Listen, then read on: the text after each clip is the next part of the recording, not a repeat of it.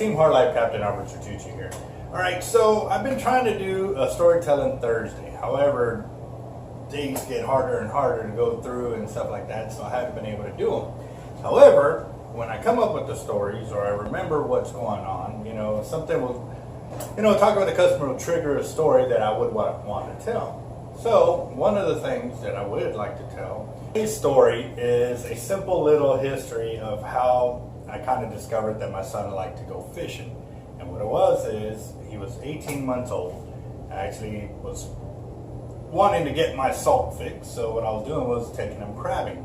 And obviously, he was too young to be walking all about and stuff, so I had the car seat there, and I backed up to a spot, and we were under the shade of a highway. So under there was all the rocks where I could launch my crab nets and so forth. So what I did was, I had him in his car seat in the bed of the truck, and I had all my crab nets there. So I would talk and play with them while I'm waiting to check on my crab pots.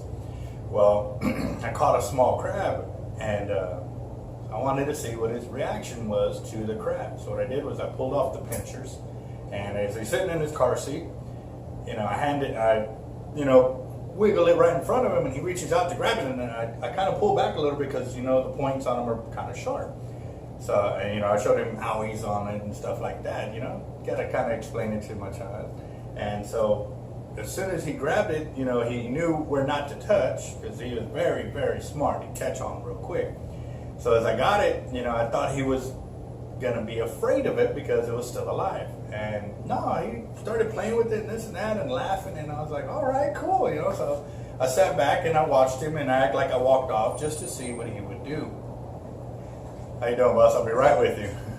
So as he sat there holding this live little blue crab in his hand, I was watching him and I was, I thought he would put it in his mouth, but no, he was playing with it and switching hands, and he put it in between his legs on his lap, and it would crawl and he'd grab it and stuff like that. And so after a while, it was just sitting there holding it, and I was like, give me the crab. And he was like, no, mine. And I was like, all right, cool. So I let him be, and man, he held on to that blue crab for a good 4 or 5 hours. He was fine. He was happy and dandy.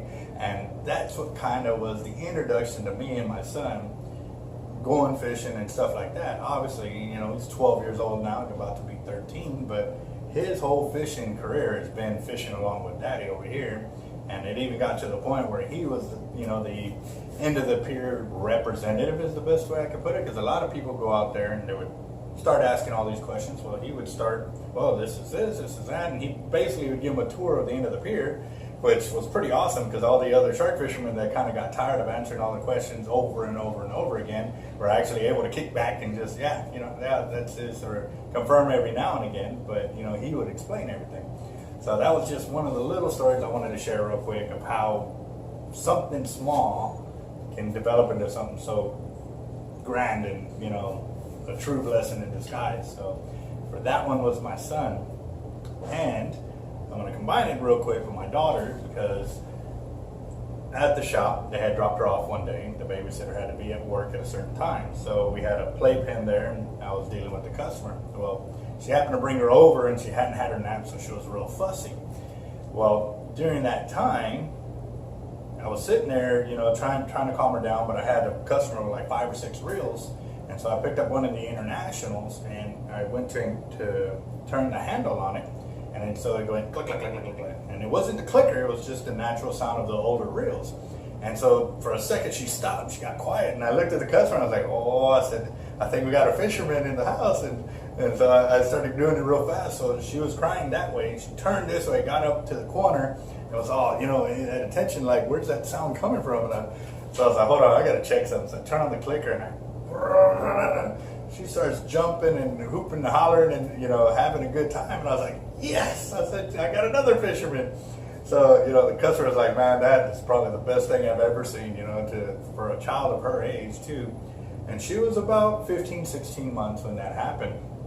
And, she was able to still climb up on the side of the playpen. And, she sat there the whole time while I was sitting there spooling. And for the rest of the afternoon, she was good because now I was making, the reels were making all the sounds and stuff like that. So she ended up falling asleep a while later, but it just, it hit me right here to let me know that my daughter, loved to go fishing. And so now with my other children, it's the same thing, you know. They're kind of afraid and don't know what to do when they first get out there, but it just takes one time to catch a fish and for it to change their whole perspective on what fishing is and what it could be. And now it's years later, they're catching fish, catching shark, and you know, having a good old time. But it was taking the opportunity to try something different.